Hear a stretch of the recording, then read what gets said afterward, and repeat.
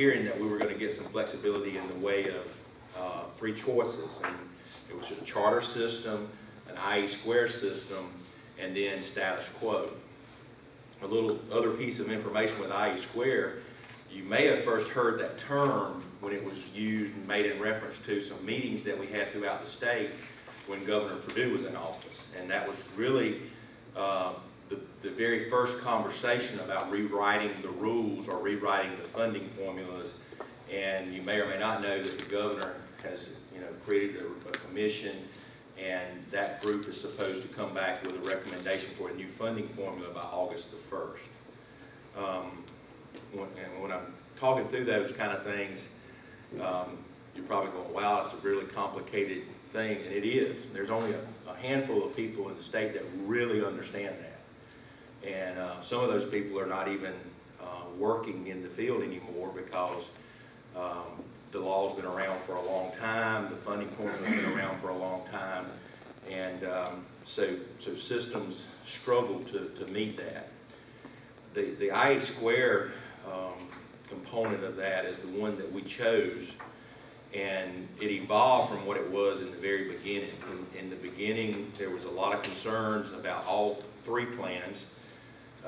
Status quo being, the big concern there was the fact that they said if you took that action, you could not get a waiver regardless of your circumstance unless you just could show that something had changed in your system that would have prevented you from meeting those controls measures or meeting class size or paying teachers what you're supposed to pay on having school, the length of time you're supposed to have school. And the examples that were given was like, if you had a major industry that shut down in your community and your tax digest changed tremendously, then that would be something that would be considered. But just the state not sending you the money that you earned from the formula wouldn't be one of those areas that would be considered as an emergency, so to speak. We got advice early on from some representatives throughout the state, Brooks Coleman being one of those, that said, guys, just be patient, there's some flexibility going to come. We attended several of the meetings that were held in the last couple of years where the legislators came to different areas and met with educators and had conversations about that. And during that time, we were still hoping that the deadline that was originally July 13th would be changed. It was changed to July of 2015. But we were hoping that then there was additional legislation going to come out that would give us some other options. Well, there was some legislation introduced this year, and what it did was it changed the names. And so it's no longer IE square. The new name is Strategic Waiver School System. So as soon as that gets into board policy, state board policy, we will, I guess, be a Strategic Waiver School System. And what does that mean? What does IE square or whatever whatever it might be called in the future. What does that mean? Well, in the beginning, it was kind of like a negotiation. You got with the Governor's Office of Student Achievement, and you also got with the Georgia Department of Education, and you worked through that process to create a contract. And the whole purpose of the contract was for you to exchange some accountability measures with the state in exchange for you improving student achievement. And so what they were saying is, we will give you some flexibility, but in order to do that, you've got to show that you've used that flexibility to improve your student achievement in your system. And so that was really what was, in the beginning, was something that was very unique to each system that chose to go that route. And the end goal being to improve your student achievement. When the reality set in that there's 180 school districts and all these districts were going to be starting to choose which area they were going into, and for the most part, all your small districts were choosing charter districts. We have a charter school in our system. The Career Academy is a charter school, and that Career Academy has its own board, so to speak, and they work with the regular board members, the elected board members in our county. They work closely with them to make recommendations and things like that. But to date, the really only big systems, or Fulton County has decided to go charter. So they are one of the few big systems that have chosen to go charter. One of the people, the principal legislators, comes from that district that has pushed charter schools, and and there's obviously lots of communities in that school district, and they have a unique situation. Right now, with the letters of intent that are out there, about 33% of those are now IE2 districts, and there's a 26% that are charter, and 41% still have not made a decision yet as to which way they're going. I say all that to say that the way that evolved, the IE2 is no longer a negotiable thing. It's no longer an individualized thing that's set up for the school district. It's kind of a template. And the state board on April the 2nd, they had a state board meeting, and they passed a new state board. They repealed the old state board rule, and they approved the new state board rule that explained the process for IE2. And that is probably one of the most, it's not probably, it is the most frustrating thing with education is, none of the decisions that you make ever turn out to be the decision that you originally made. So we made a decision to go IE2, and when we were talking about that, we thought it would be this, and we would have these options, and now we're finding out that it's going to be this, and it's really going to be a cookie cutter kind of plan. And what that means is that for us, as far as the achievement part goes, we no longer set our own goals. Those goals, we still can set our own goals through our strategic plan, and we will continue to set our own goals through strategic planning. But as far as the achievement goals that are required by the Governor's Office of Student Accountability,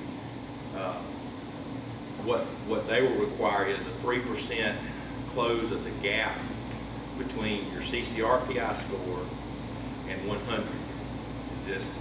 And I'll get in a little bit about CCRPI, and what that score is. But just to give you a simple example, if you have a school that has a 60 on the CCRPI, the difference between 60 and 100 is 40. So that school would have to improve 3% of the 40, or 1.2%. So they would have to go from, and I said percent, it should be 1.2 points. They would have to go from a 60 to a 61.2. And that is their growth for the 5-year period of the contract. So they would have to go 61.2, 62.4. It's 1.2 every year. It doesn't change. It's not like accumulating interest. It's not compounding. And so when you look at that, when we look at our school district, we've already gone through, we show the CCRPI for each school, we show the 3-year averages, and we've already shown what they will have to do if it were in place today. The confusing thing about that is we just started administering our new test last week. The old test was the CRCT that we administered during this time of year to our 3rd through 8th graders. And that test was administered to all those students, and we pretty much administered from Monday to Friday of that week. We did makeups for anybody that was absent, and we were done with it. This year we're having to administer to 4th and 7th grade online testing. And when you start having to do that, you have to decide what computer the student will use, and it has to meet certain specifications to be able to work on the platform that the state has. So not every computer, every electronic device in the school can be used. Only certain devices can be used. And so what that means is, instead of sitting all of you or 4th graders, instead of sitting you all down at the same time, we're going to do Ms. Halstead's class first, and then we'll come over here and do Ms. Bragg's class next, and we have to take turns taking the test. And so, it's really funny if you've been around a long time in the testing environment.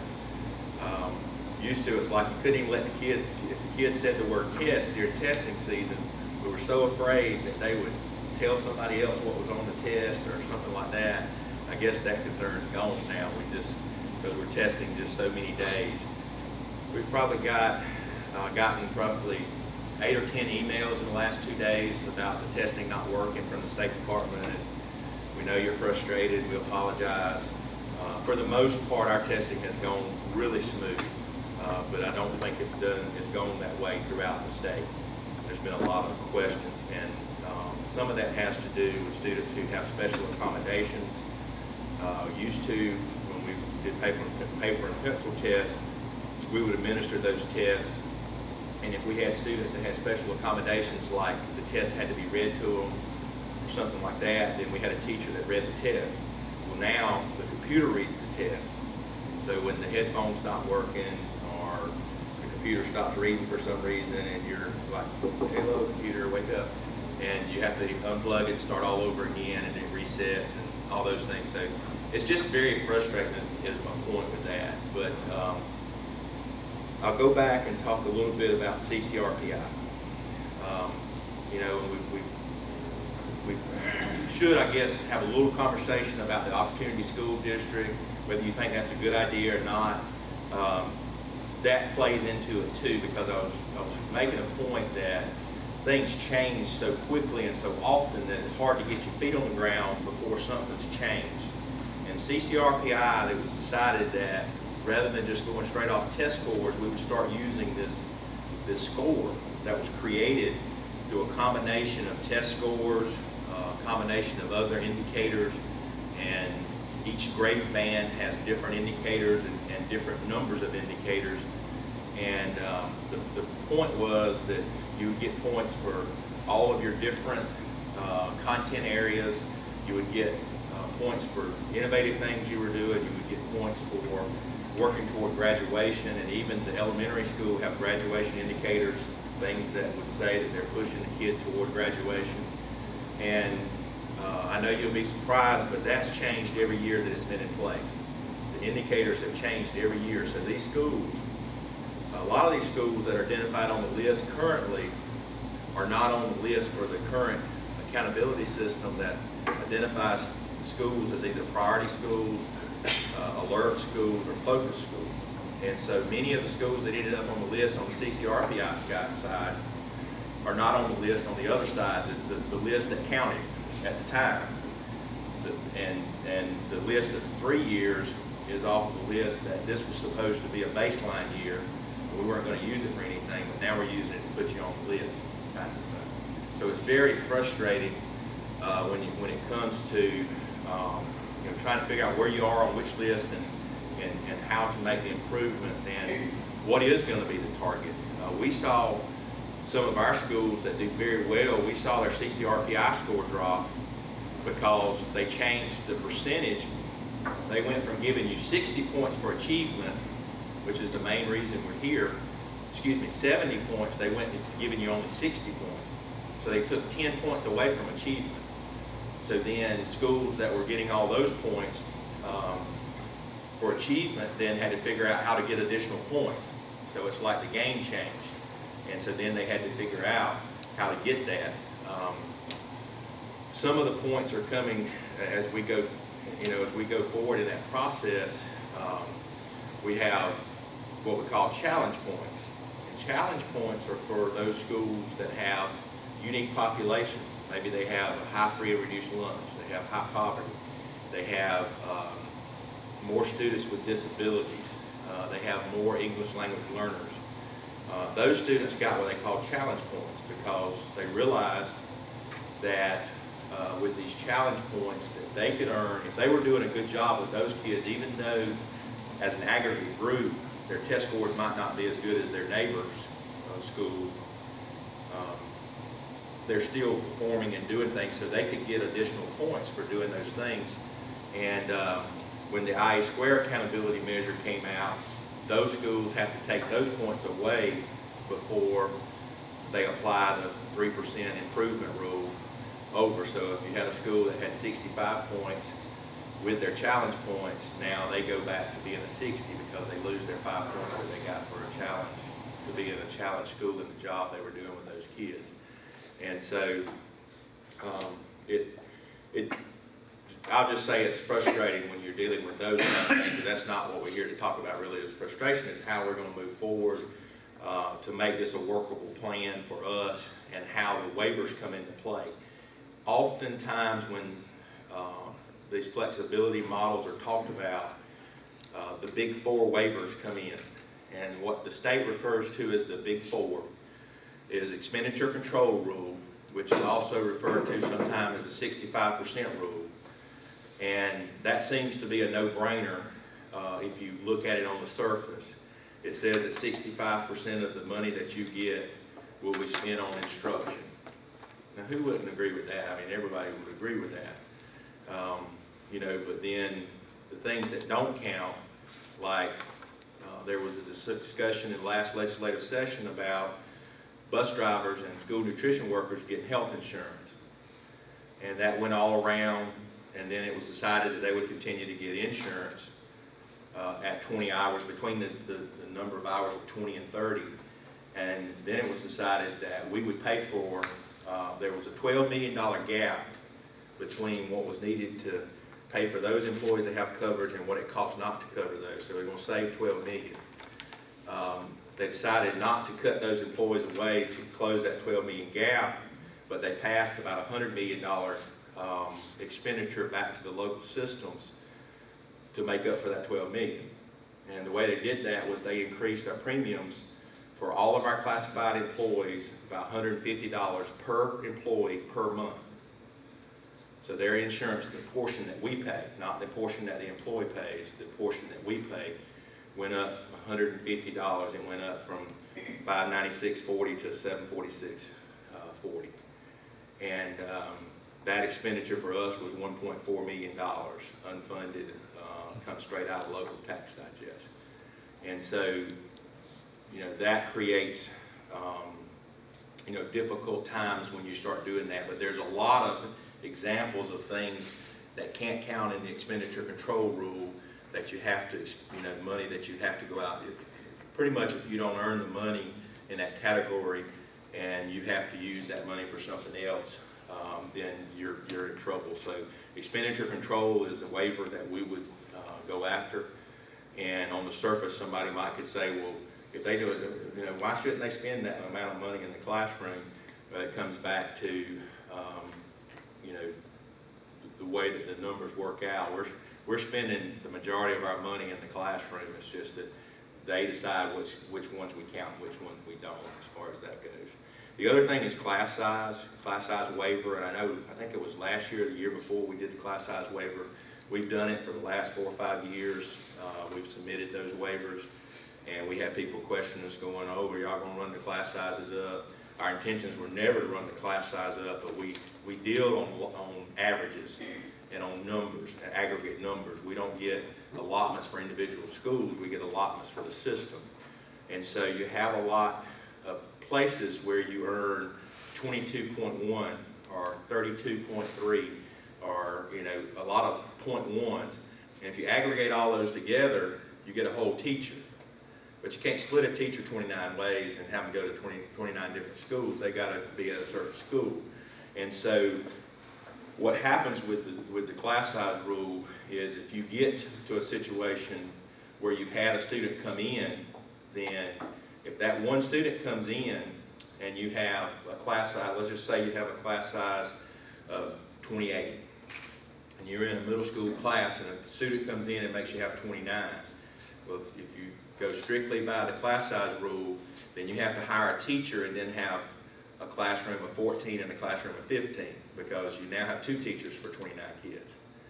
And if you were to multiply that out times the system, and you had to do that at every school when you did that, we've got 38 schools, and at the beginning of the year, we already do a lot of moving around, and that could cause you a lot of heartache when you start doing those things. So class size is one of those that we would do as a blanket approval.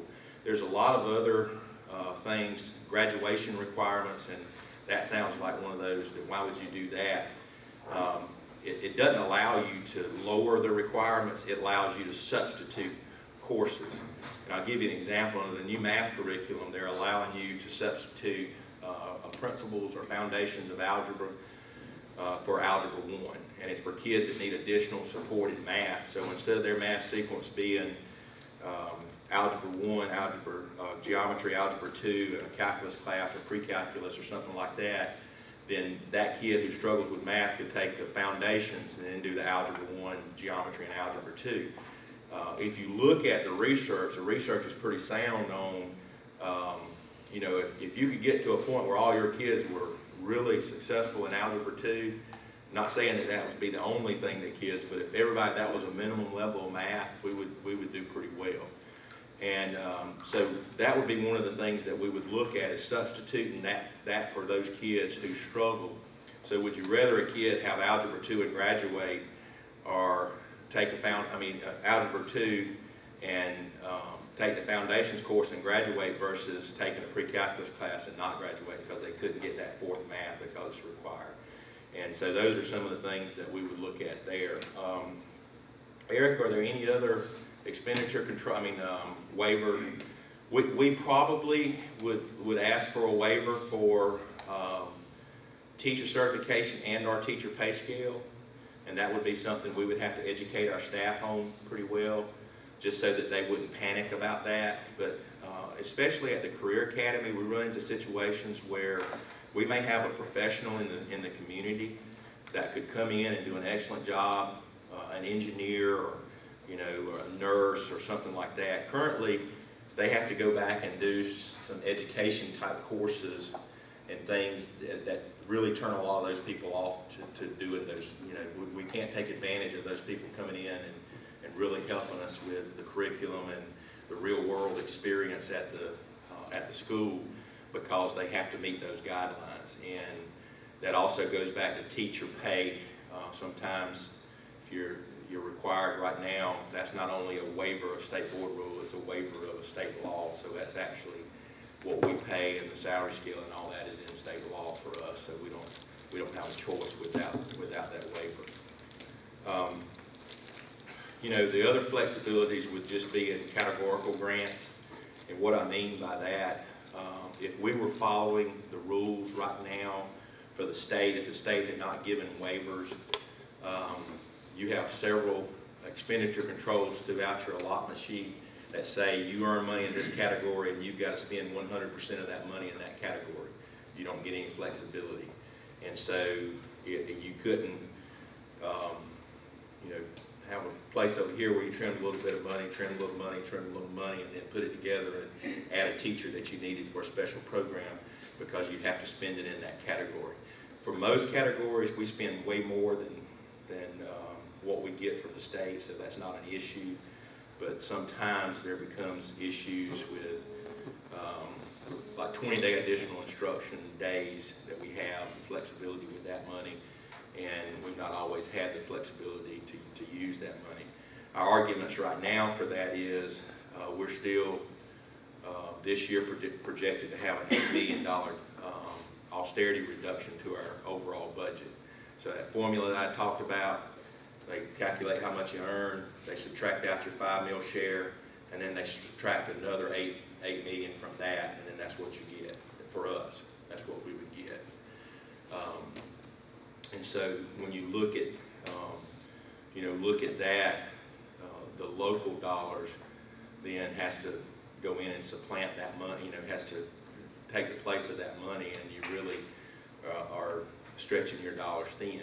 Now, we have people around us in other counties. I had a gentleman from Thomasville last Sunday, was here for our Hall of Fame, and he was talking about how we're a rich county. And we're not a tax-rich county, and some of you probably know more about that than I do, but with our county, when you look at our tax digest and we compare the amount of money we collect, 1 meal of tax compared to our student count, we earn less than a county, for instance, Peach County. We're like 127 and they're 80-something on that list.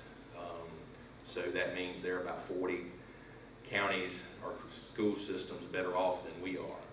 And that's where I mentioned to some people earlier that we get equalization dollars, and those equalization dollars offset some of that disparity between counties who are not able to raise those dollars. And so we were able to get a portion of that. But the confusing thing is, and I guess one of the most frustrating things with my job as far as budget goes is that they just tell you what you get, and you don't get any information as to how you came to that number. So it's just like, trust me, that's what you get. And we got cut on that $1 million, and we can't. Nothing's really changed in our community. Nothing's closed. You know, our relative position as compared to other systems should be the same. Even if we had a slight increase in our tax digest, other systems you would think would be growing and doing those things as well, but you wouldn't see $1 million cut in something that's just supposed to be balancing the playing field, so to speak. So those are some of the things that that we've dealt with that. So just to kind of recap the process of going to this IE squared, just for lack of not knowing the other term well enough to talk about it, but with the IE squared, we've gone through the first phase of that where we've talked to our board. We've sent a resolution to the state saying our intent is to go IE squared.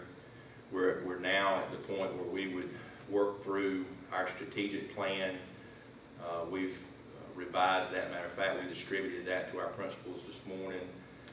We will be meeting in what we refer to as our leadership summit at the end of the school year, where we have about 600 of our teachers and leaders in our system that come, most of which are given of their own time to come and talk about their individual school plans and how those fit into our system strategic plan.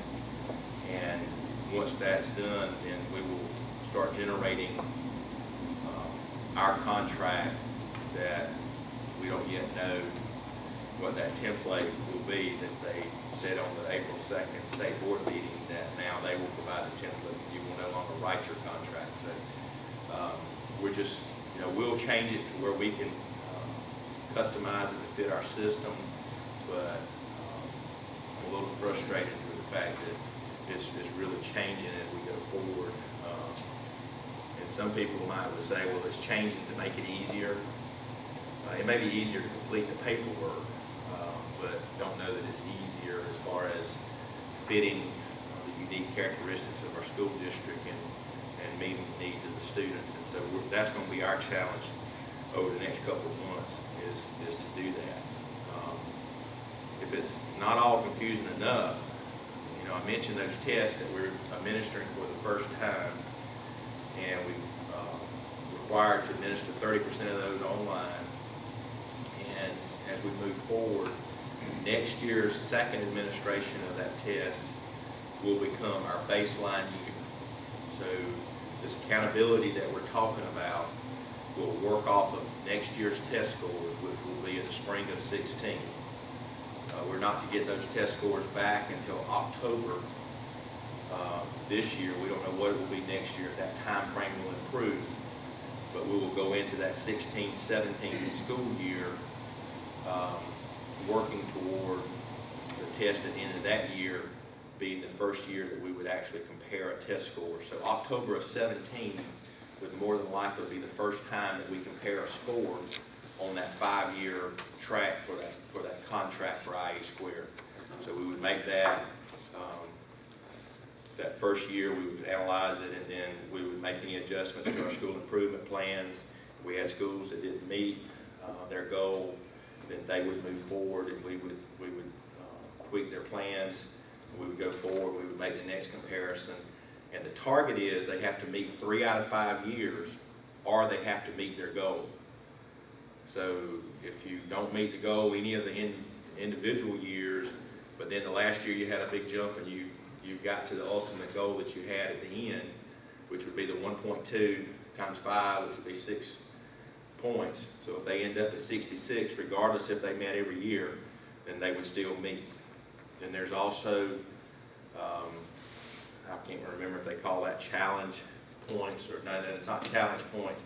It's beating the odds. You can also get it by beating the odds. And if you if each year when you have your CCRPI score, if they compare you to other like schools across the state and you outperform the average of those schools, then you make it by virtue of beating the odds. And, you know, all this, and I probably shouldn't say this, but I am. Before you say that, can I ask a question? Sure. How in the world can you meet a standard when you don't even know what that standard is until halfway through the school year? Can you honestly meet that standard by not even knowing it until October or November, to implement changes to be able to take it again in May or starting in the end of April? Can you honestly make those changes to be able to get there? Well, what we have to do is we have to just use that for what it is. I understand that. And what we have to do, we have to focus on the individual students that are in those classes. And let's just say we're talking about Kim's school. She's got a third grade class over here. The third grade class that takes the test next year is going to be a whole different group of kids. That's right. What she's worried about is what those kids going up to fourth grade. And so we're having to rely, and we didn't even scratch the surface on how that's tied back to the teacher. I know. And, you know, and how that comes into play. But what we have to do is we have to know that our curriculum is aligned, and part of her, well, most of her job now is making sure that her teachers are following the curriculum.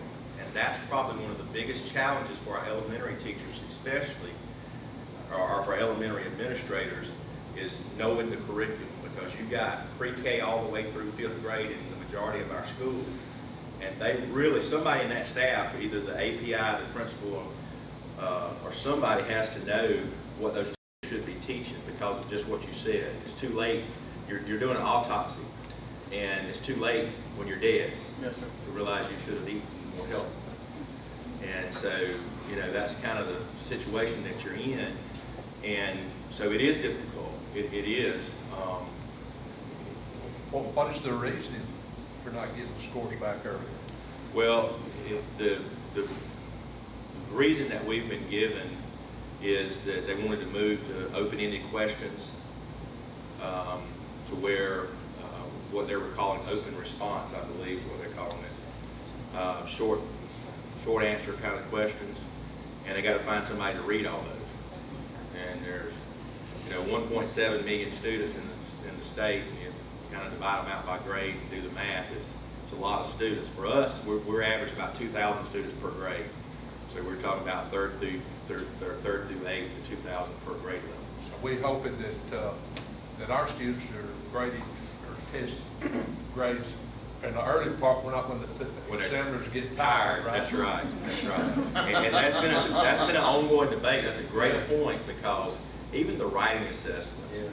You know, I've administered writing assessments for a long time, and I would have years when, you know, we've taught all the stuff of what they should be doing and the pre-writing and everything, and we're seeing evidence that the kids are doing all those things, and we feel so good about our scores, and then when they come back, they're 10% lower than they were last year, and you're going, there is no way that this group of kids, you know your kids in your groups, don't you, Kim? And you know them. And then when you get those scores back and you're blown away that the scores are lower, and it's got to be based on who that person is doing the examination. And we know it's true. If you're a business that's, you know which health inspector you want. If you're a business selling food, if you've got a code enforcement person coming in and you're a builder, you know who the person is that you want to come, because you know that it's subjective and every person is looking for a different thing. And unfortunately, we don't know what the readers are looking for, and so it is very difficult. That's very disheartening to think that something so important is subjective. It is. It really is. It's really not fair to the children or the teachers. Well, and the real disheartening thing is how it's tied back to the teacher. It is really that you've got such a, something that's not really been proven to be valid and reliable and all those things that we say when we start talking about statistical analysis. And yeah, well, and the other thing is there's a lot more to education than what is always on the test. And that's been the difficult thing all along, is does the test measure what we're trying to teach? And we've got experts in our classroom that would argue that there's a lot more that we're teaching that's never tested. The questions are never on the test. And it seems the higher you go, the more that, the teachers are saying, I know what my kids need when they go to college. I know what they're going to be expected to do in math. And that's not what they're measuring on the test. But how do I make that choice to teach, something other than what's on the test? Because my livelihood depends on them doing well on that test. And so it's frustrating. And with the IE square part, we're going to do the best we can with what we get. We had a little thing up there today with some lemons, and one of them had a first aid sign on his head. They were carrying a lemon that had been sliced in half, and they had a lemonade across the top. That's kind of our motto. We're going to make lemonade when we can. But it is really frustrating, because we've got the best teachers, the best administrators anywhere, and we have our issues, but we've got people that are working hard every day. You wouldn't believe when we get emails and when we get calls, and people are working on school stuff all the time, and it's evident when they call you and have a question or trying to get something accomplished, and they're emailing late at night, very early in the mornings, and you realize that they're doing those kinds of things. But this flexibility, it started with us just saying, hey, you're trying to hold us to some requirements that required you to do some things, and that was funding. And I would even venture to say, and this is not anything against our representatives. Our representatives realize that we can't afford to fund that formula the way it's written, and that's the reality of it, is that the new formula will be some variation. It won't be back to what we were getting prior to all the reductions. It just won't. I just don't believe it will happen. It may, but I think it's unrealistic to believe that. And we're going to try to earn. When you look, there's all kind of indicators out there of things you can do, and I'll give you a couple of examples. About 4 years ago, we started examining what we were doing for our gifted kids. And if you're not careful, sometimes you'll focus so much on one group of kids that you forget about another group of kids. And we have a lot of very talented kids that we want to go off and do very well. And so we started looking at that. And when we looked at our high school AP programs, we were offering more AP courses in social studies area than any other content. But in our middle school programs, we didn't offer gifted education in social studies for middle school kids. But those two don't go together. If you're going to have kids doing some of the most rigorous work that they do in K-12 education and high school in social studies, then you probably need to prepare them when they're at the middle school. Just by doing that and offering that program, it really was not a big change. We increased our funding for gifted students. And then we had the NIMSI grant come along, and we took advantage of that. We made changes with our gifted program. With our gifted program, we were using a pull-out model where we had a seat for the kids in their elementary school every day. And then one day a week, we'd pull them out, and we had another teacher over here that would teach them. So we had 2 seats for those kids, so to speak. And we had about 20 gifted teachers that were only teaching those kids, who also had a classroom seat back in the home school. And so we changed that model to where those kids would see their gifted teachers. We went from having 20 gifted teachers to having 120 gifted teachers. And this midterm, when we got our allotment sheet, we've gone from about 1,320 FTEs for gifted kids to 2,500 FTEs for gifted kids. Now, what that means in real numbers is you're earning 1.0 for a high school student, and for a gifted student, then you multiply that times 1.6. So you're earning 0.6 more for those kids than you are for the kids that are not. And I say all that to say that through a combination of some choices with that and some other things that we were able to do, we were able to reduce what we were paying out of local funds, about $13 million worth of teacher salaries. And it was not because we cut those salaries, it was because we fired those teachers. It was because we had the same number of kids in our system, but we were earning 0.6 more for them because they were gifted identified and they were getting those contact hours with those gifted teachers. And to give you an example of how that works is a high school student has a ratio of 1 to 23 when it comes to funding. So for every 23 FTEs we have, we earn 1 teacher. For a gifted teacher, we earn 1 for every 12. So you have the same 24 kids, and you earn just a little over 1 regular ed teacher, or you earn 2 gifted teachers. And so when I start talking about categorical grants, that's how complicated our formula that we earn our dollars. And I should say we, I have a passion for that stuff, and so they hate the word FTE around the main office. But we do that, and that's the reason we've been able to have a full calendar. And I've said that to a lot of people because around our neighboring counties, they think we have a pot of gold that we're not sharing with everybody, but we don't. We're just being smarter about the way that we earn our dollars and how we're spending those dollars. And 13 million was what we were having in austerity reductions, and we had shifted that so that we weren't expending that. And it's just unfortunate, really. I mean, we're just like any other business. From my opinion, we should have been doing that all along, but it takes some kind of emergency or some kind of critical need then for you to start examining all those things and get to that point. But we're trying not to get in a situation like that in the future. We look at every area. We've even gotten some software that will help us do that electronically so that we can see any gaps, as we earn them and go forward. Let me just stop and see if there's just any questions about anything. I know that we've bounced around a little bit. And I know that I've probably confused you more than I've helped you, but it's kind of confusing. Dr. Scott, what was the purpose in choosing IE squared over one of the other 2 options?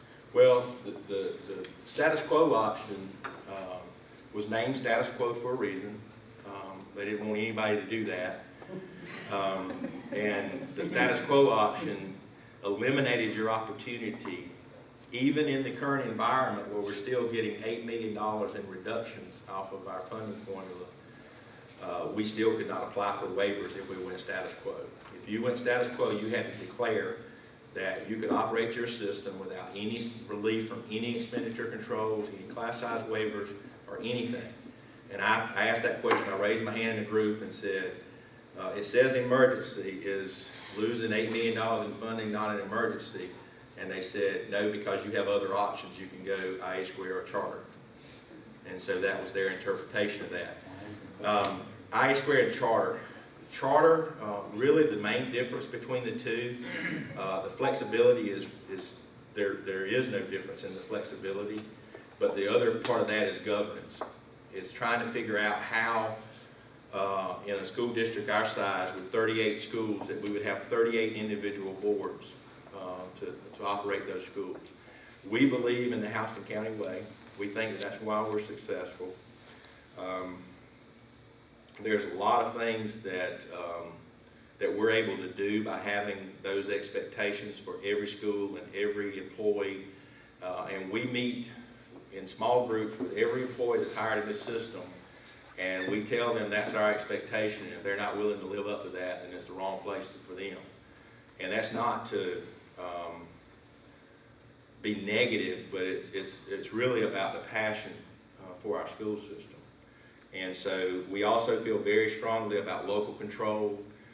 We feel like that our citizens elect our boards to represent them. We're very fortunate that we don't have a board that doesn't work together, that doesn't keep as the priority focus.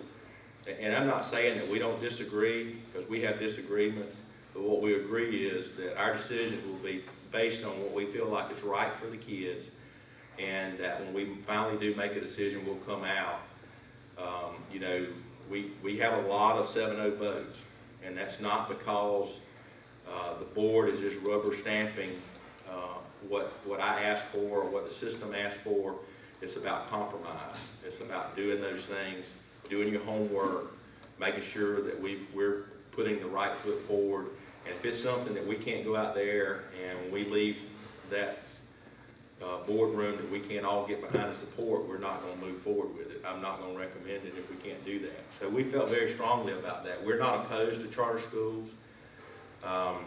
There was some funding that went with that as an encouragement. But if you do the math, it can't stand up without there being further reductions. I mean, it's either one place. There's a finite pot of money at the state, and if you look at that, there's only a small portion of that they really have any flexibility with. And we know that a priority is transportation, so they're not going to take it away from public safety. They're not going to take it away from transportation. And there's really not any new dollars to speak with because the costs are outpacing the revenues. And so maybe a longer answer than you wanted, but that's the reason that we went that direction, was because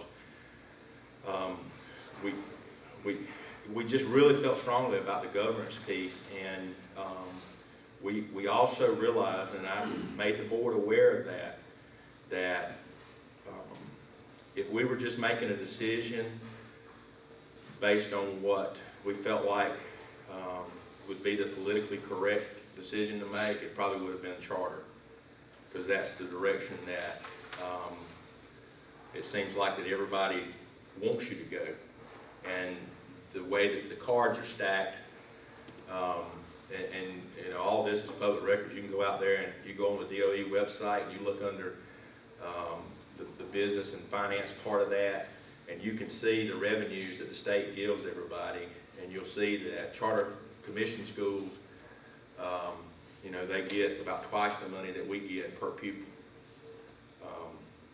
you know, from the state. And that does not apply to systems that go charter systems that are still under that. That's only those charter commissions, schools, and those schools would actually, you know, they get their money straight from the state. They don't have a local portion, and so that's, you know, to make up for the local portion. And the whole opportunity school district plays into all of that too. And, you know, that's something that if you'd like to, as we go forward, we're going to be talking about the opportunity school districts, because even though it has no impact on the individual school in our school system, again, we got a finite pot of money, and if we start redirecting money, it could cause us to see losses in revenues. But at the same time, it goes back against local control. If there's a governor appoints somebody that's a state school superintendent for failing schools, then there is no accountability to a board. You know, there's really nobody to answer to except the governor. So, Including us, the citizens, correct? That's correct. There's questions if the facility is even owned by the school district. The facility, the way it's written, we keep the facility, we maintain the facility, we have to leave all our computers and technology in the facility. We have to provide transportation to and from the school. We have to provide special ed services, but we have no say as to what happens in the school. And there's a couple of laws already in place that deal with that would allow either GOSA or the Department of Education to take over a school, so to speak. Those laws have never been used to do that. If you look at the comparison, the model that was followed, Louisiana is what's been talked about.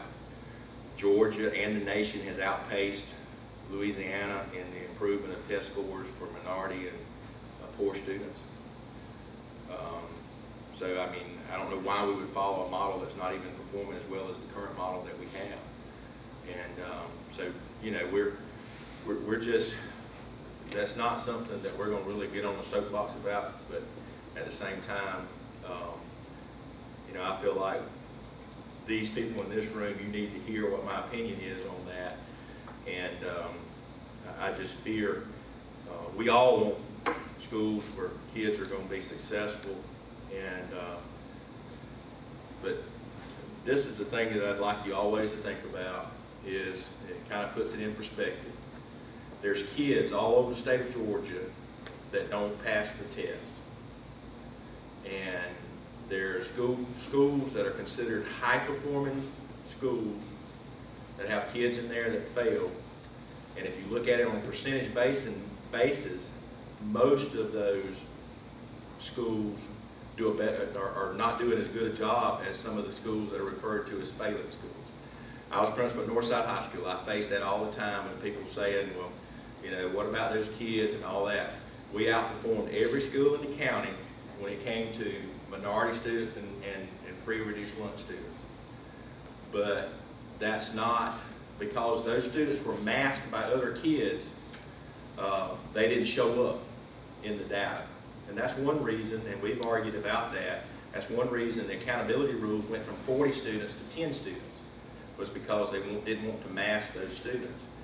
But, and it's all about being equipped to deal with it, really, is what it's a matter of, because oftentimes a more affluent school is not equipped to deal with those kids, because it is, you know, it's only a few of those kids that show up.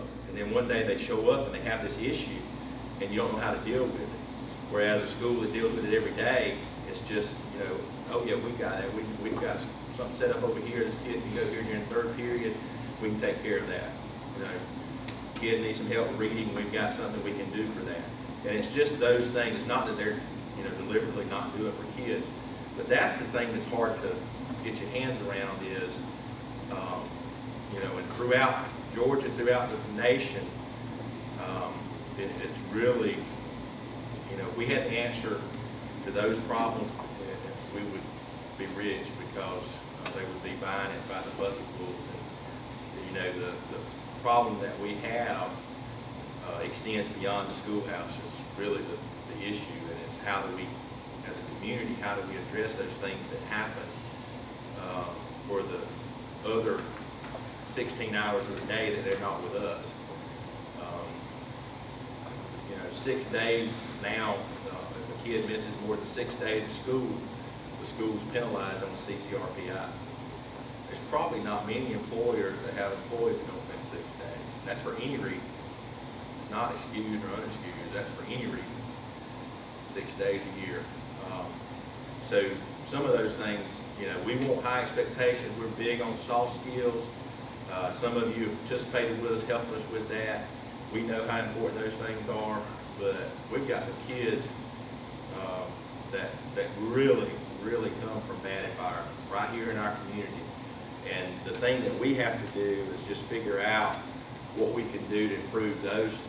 And I would encourage you, if you've got church organizations and things like that that are doing stuff for people in other communities, start at home and do it here.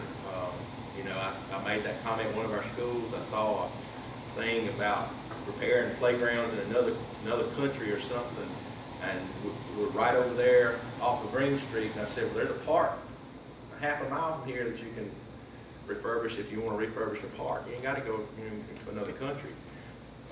And I'm not making light of anybody's work, so don't take that if you volunteered or you went on a mission trip or something like that. I think those are great things. But there's a lot of work that could be done in our community, and there's teachers everywhere in the system buying kids clothes and shoes. It's just amazing. Anybody else? I guess the hard question for me is this: at this point, taking everything that we've got in front of us to grab hold of, IE2, whatever you've got is the best source and best pathway that we need to go down at this point for Houston County school system. Is that what you're telling us? IE2 is the thing that we're going to be able you know, to still have some expectations that we can improve. You know, there's a lot of things that take a long time. You know, our STEM initiatives, we've taken a three-pronged approach to that and trying to not wait 12 years to see results from those types of programs. There's things that we're doing in our schools. Our administrators, we have high expectations, don't we, Kim, and Tanya? We have high expectations for our people, and we try to give them support they need. And but they are up against, in some situations, the odds are just really stacked against them. And it takes everybody that can do anything to help us with that to be successful. And Azania and Anthony both work in one of our most impoverished schools in this school district, and they can tell you some stories about the kids. And we do remarkable things. Do we have expectations to improve and do better? Most definitely. I mean, we just talked about a little tool that's out there where we can see how we compare to other schools like us across the state. And if I'm 75% free and reduced lunch, how do I compare to somebody else that's 75% free and reduced lunch? When they put all those schools on a continuum, and if there's a list, we want to be at the top of it. And so we've got some work to do in some of those areas, and this is not going to impede us from doing that. It can help us with the flexibility. The flexibility is something that we desperately need, but it's not something that we're going to be out there doing something crazy with the flexibility. We don't need anybody to tell us that we need low class sizes. We understand that, but we have to be practical because I know that taxpayers wouldn't stand for us raising the millage rate 2 or 3 meals, and we don't want to. We've been very fortunate that we've been able to keep our millage rate as low as it is. We've got about 17 systems in the state that have a lower millage rate than us, and that's it, out of the 180. We're 163 of 180. And that's last year's data. I won't give you that because the state won't give us anything else yet.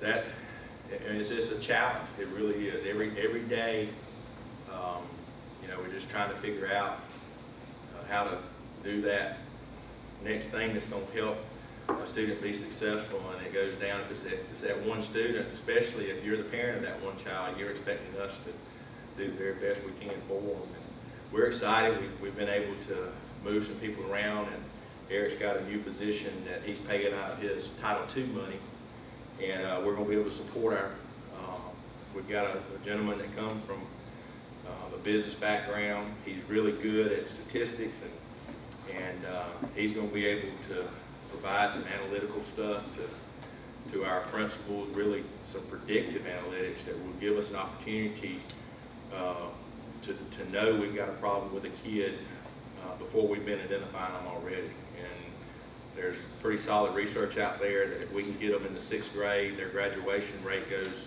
to above 90. Kids that are struggling, if we can get them in the 6th grade. And so we're going to identify those kids, and we've got somebody that is going to be able to go. We're using that at one school now, trying to do some of that, but he's going to be able to do that for the rest of our schools and be able to roll that information out there so they're not guessing. And we're talking about hard stuff like test scores and that kind of data, but we're also talking about other stuff like how many times they've moved. That's one of the things that we found is if a kid moves in middle school or high school more than twice, their chances are starting to go down, but they're going to graduate. It also math, if they fail math in the 6th grade, that's a big indicator. So how do you address that before they fail to make sure that they're taken care of? We noticed that there's a big transition issue, elementary to middle, middle to high. And so we're going to address those. So those are all very positive things for us, is that we've been able to identify some things that we didn't know. And he gave some good examples this morning when we were talking to the principals about that, about sometimes you have data that you don't really, that doesn't mean what you think it means until you get more data. So we're going to be working in that. Yes, ma'am. Switch horses just a little bit. The governor just signed this law that says students that passed their high school classes but didn't pass their high school graduation test can now get diplomas. That's correct. Do we have a lot of those? Do you expect that to be a big challenge for the system, or? It's not going to be a challenge, it's a great thing. We were already dealing with that. There was a thing in place where they could apply for waivers and variances, and my office deals with that, and so we were constantly applying, hearing some awful stories where kids had gone on and had been very successful but couldn't get that piece of paper to go to the next step. And they had applied for waivers and variants, and we never knew when we would get one that we would say, there's no way they're going to approve that one. It'd come back, it'd be approved.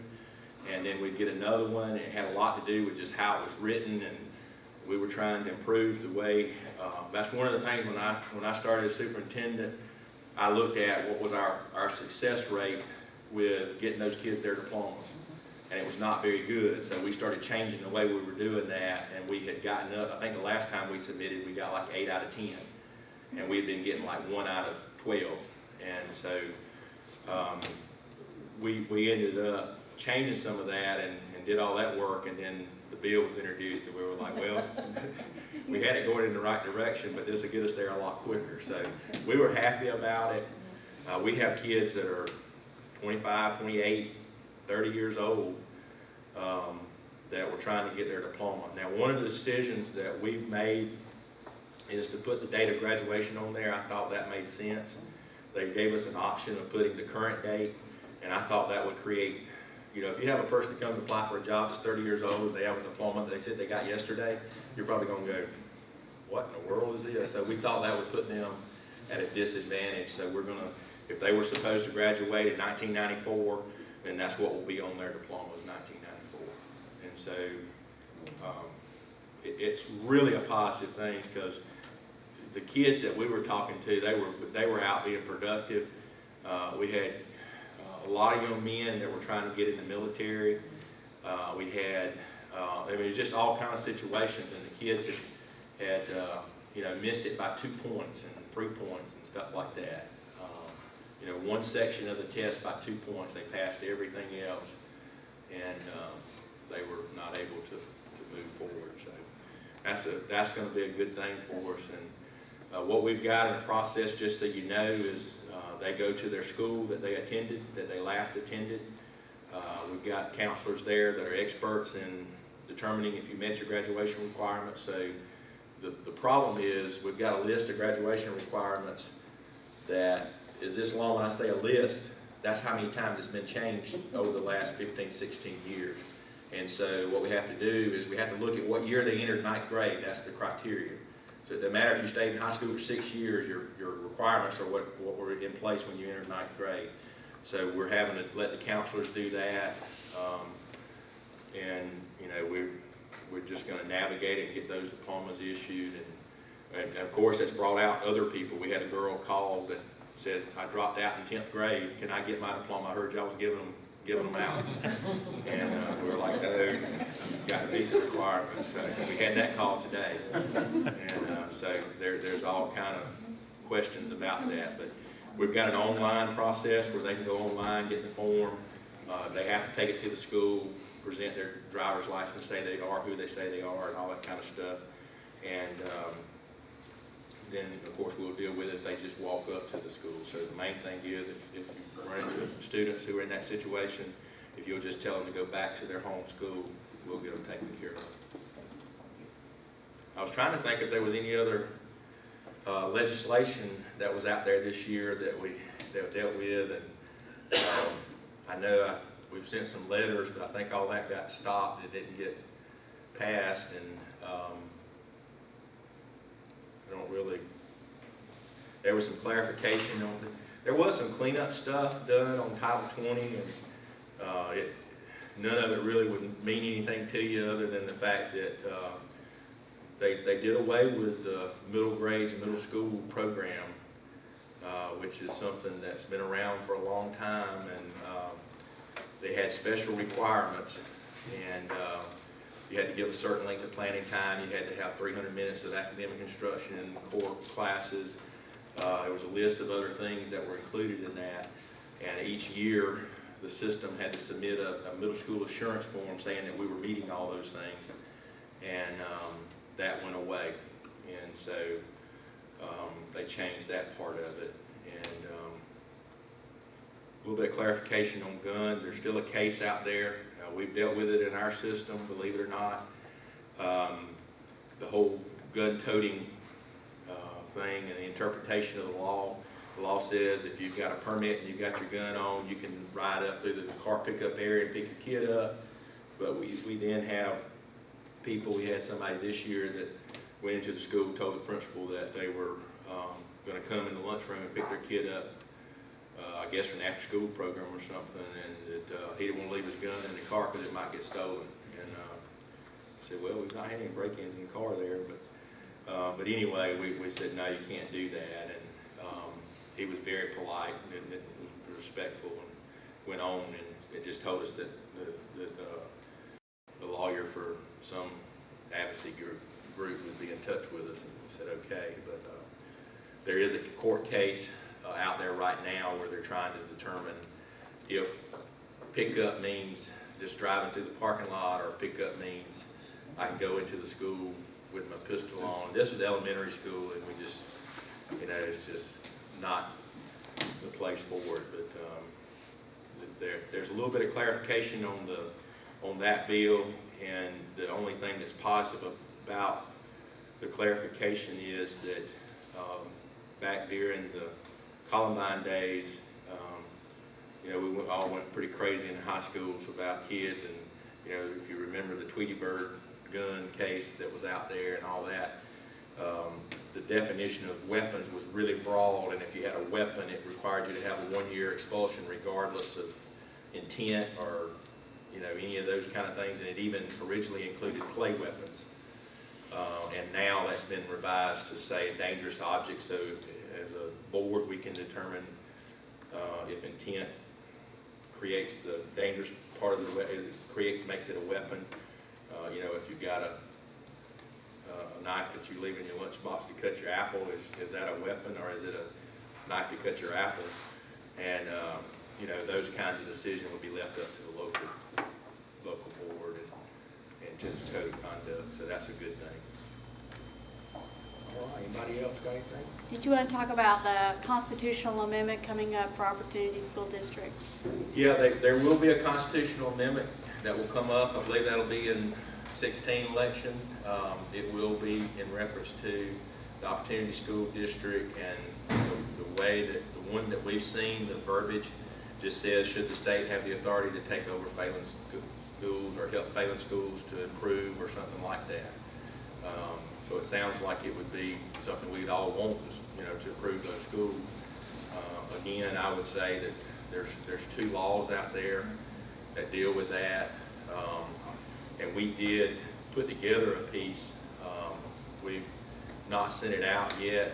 We talked a little bit about it in our governmental affairs and Perry meeting. That it's just kind of an opinion piece that Beth and I wrote together, really, and it's something that we want to get out there that just says here's our position on that, and gives you the code sections that are out there that allow the state to take over a school, or the governor's office of student achievement or accountability, whichever it is now. I can't remember, they changed the name of that too. But that's included in that. I think I've got a couple of pages is what that is, but we could send that out. I don't have any issue with doing that, and it would just give you some information so that you just informed to make a decision, how you feel about that. I was trying to, the things that are most concerning, other than the fact that there's already something in place, is just the, what happens to the school building. If you do some changes, there's all kind of little pieces in that legislation that would say, like, if you move students, you can't use that building for 3 years for that grade band or something, and there's all kind of little things like that. The one huge issue is and the No Child Left Behind, and that's one point that I failed to mention earlier. This IE square, if you go back to the very beginning of No Child Left Behind and the sanctions and what happens if you don't perform, that's where all these, I mean, it's almost word for word out of the No Child Left Behind original bill. The consequences part of the IE square, and you know what happens with it if you don't meet your goals. But overall, with the Opportunity School District, the big concern is one of the things was reconstitute the school. And if they decide to do that, this superintendent that they've appointed who makes the decisions, then if they decide to reconstitute the staff and we've got 60 staff members there, then we have to deal with Code Section 940 through 946 that deals with terminating a teacher who's tenured. And so those people would just be transferred into the school system and would be our employees, but we would lose all the funding that's paying their salary. So now you've got, you know, 60 teachers that you just got handed to you that you got to find a place to put them. And in some of these more in smaller districts, that could really be a big deal if they reconstitute their schools. And you know, they're just saying you'll still have to follow the law. It won't be a RIF. It will be a matter of, but on the other hand, it could be a RIF. But we would have to make that decision. They wouldn't. So we would be the ones with the difficult decision to make. We got 60 people, we got no income to pay them, then we don't have to do anything. And so people say, well, that school's failing, they should lose their job, but that's not how it works. She's at the failing school, she's got more seniority than him, and he's at the high performance school, but he loses his job because she has seniority and she riffs him. So that's the way the law is written. And you know, some of that is very difficult for us to swallow. It's more complex than it seems as far as that goes. And you know, there's and I talk about most all of those things in there. It's, you know, there's talking about the school facility and the maintenance and operation, the computer hardware and software, support staff, special education services, school nutrition. We still have to provide lunches and do all those things. And the one other key point was that the superintendent would be able to choose, that superintendent would determine what amount of money they would take to recover the local funds that are generated. So if you take the amount of local revenue we generate from our tax digest and you divide it by the number of students and you come up with a number that says, let's say it's $3,000 per student, then they can say, that superintendent can say, well, we're going to take $3,000 from you per student in addition to the state funds that you receive, and we could be using that to pay for our school nurse that serves 3 schools, but that money would go with those students, and they can't take our local funds. So what they would do is withhold our state funds. So they would just say, okay, that amount comes up to be $3,000 times, you know, however many students, and if that comes up to be $1 million, then you take out $1 million from that school system to go back to the Opportunity School District. And so they would take both state and local funds from the local district. So, with nobody to answer to. And I don't know, you know, the question, you know, comes when, you know, local parents are not satisfied with my answer, they go to the board. So if they're not satisfied with that superintendent's answer, I guess they go to the governor. You know, I don't know. It may be more than they asked for, but that'll be interesting to see how that turns out. It's a little different than, I think the battle's going to be a little different than it was for for the charter amendment stuff. All right. Well, I'll stick around if anybody has any questions.